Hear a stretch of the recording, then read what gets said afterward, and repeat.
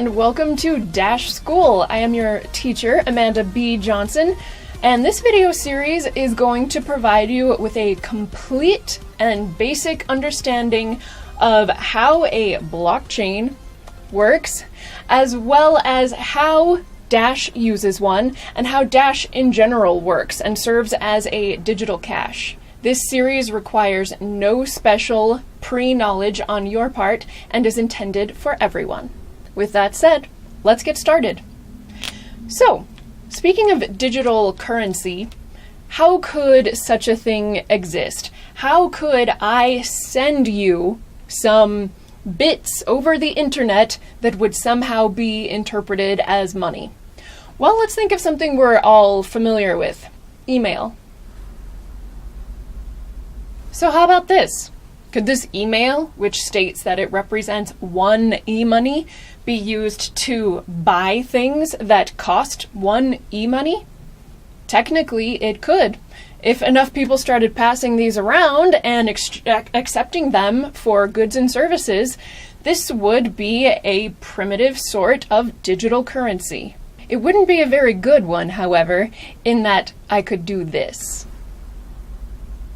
If I had sent you this e-money for, say, a subscription to your weekly blog, thanks for that, I could also send that very same email to my friend Sam, to my cousin Bob, and to my neighbor Mary. Now, all of a sudden, where we started out with just one e-money, we now have 4. Poof! New e-monies were simply created out of thin air. And I could technically do this as many times as I wanted. You can see how this is problematic, because it means that our money supply can be rapidly expanded in a completely unaccountable way. If I can create as many new money units as I want, this currency would be what's called infinitely inflatable. Why wouldn't we want unlimited, unpredictable inflation? Let's consider gold for a moment. You know, that really valuable metal shiny rock. What would happen if, say, an asteroid were to hit the Earth that was made of gold and suddenly increased the available supply of gold by 1 trillion? So that there were gold coins lying around everywhere you looked. You wouldn't even be able to step out your front door without kicking over a pile of gold. If gold were as common as pebbles, do you think people would still be willing to trade, say, a car for an ounce of the stuff? I don't think so. In the same way that gold would be devalued if its supply were increased by 1 trillion, same goes for money. Kind of like this.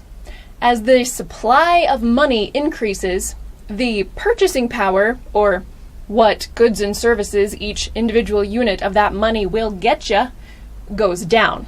As an example, in the United States there used to be something called penny candy. That was because 1 penny would buy you a piece of candy.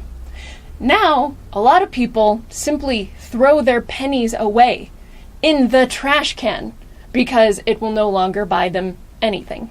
If any new monetary system is to be considered worthy of your attention, it's got to not be like that. So, going back to our email example, how could we ensure that anything digital is not infinitely inflatable? Is the digital realm, after all, not the land of copy and paste? Yeah, like that. To prevent the copy and paste problem, inflation, from taking place on our special email money, e-money, what if we tracked every email that was sent on a kind of ledger? Like this. And what if we built a kind of wallet software that read this ledger?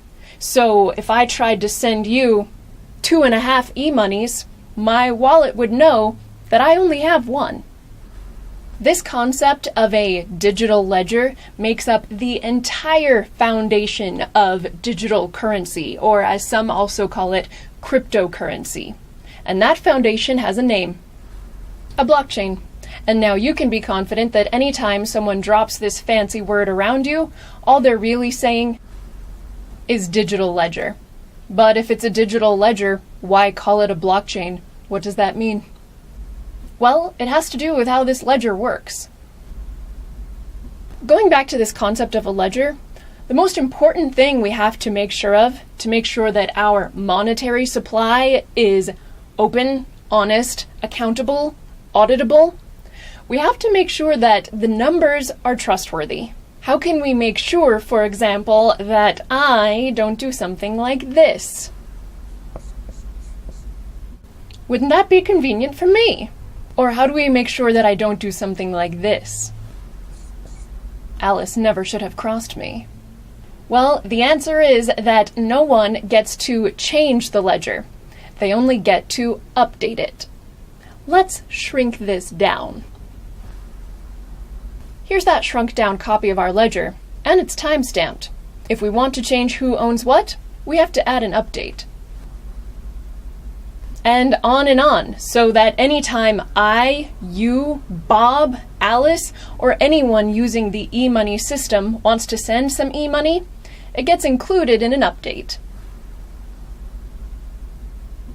After a bit, you start to see where this digital ledger gets its name. Each update to the ledger is called a block, and the cumulative result of this is a chain. Hence, blockchain. Now you might be thinking to yourself, that seems like a novel way to try to do money, but who gets to make entries into the blockchain? When do they get to make entries into the blockchain? Any old time they want? And why should we trust that people making entries into the blockchain are making accurate entries?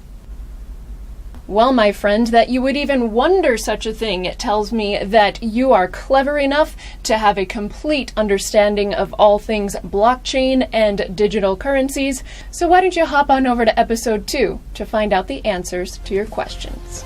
So the state in which all or the majority of the network agrees on the same versions of the blockchain is called consensus. And it is from consensus that a blockchain running network achieves most of its security.